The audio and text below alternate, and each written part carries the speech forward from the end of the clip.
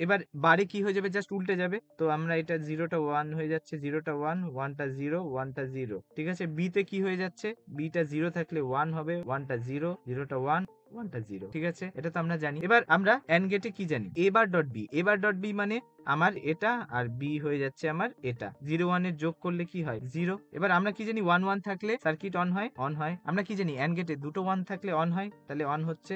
0 0 তে 0, আবার 0 1 এ 0। ঠিক আছে? এইবার আমরা সেম ভাবে আমরা যদি দেখি a ডট b বার, তাহলে কি হচ্ছে, a ডট b বারে এখানে a ডট আর b বার, তাহলে কি হচ্ছে, 0 1 এ 0 আমরা জানি। আবার এখানে a ডট আবার b বার, তাহলে 0 0 তে তবুও আমরা জানি 0 হবে AND গেটে। তারপরে দেখো 1 আর 1 থাকছে এখানে। এবার এই দুটো 1 মিলে কি হয় জানি AND গেটে, 1 1 থাকলে অন হবে। ঠিক আছে? তারপরে কি পাচ্ছি, 1 আর 0 মিলে কি হচ্ছে, 0 1 এ 0 AND গেটে। ঠিক বোঝা গেল? তাহলে এইবার আমরা কি জানি, এবার যোগ করতে হবে। এই দুটোকে যোগ যখন করব, মানে এটার version a bar dot b plus a dot b বার, এটাকে তো আমরা এটাই লিখি, তাই তো?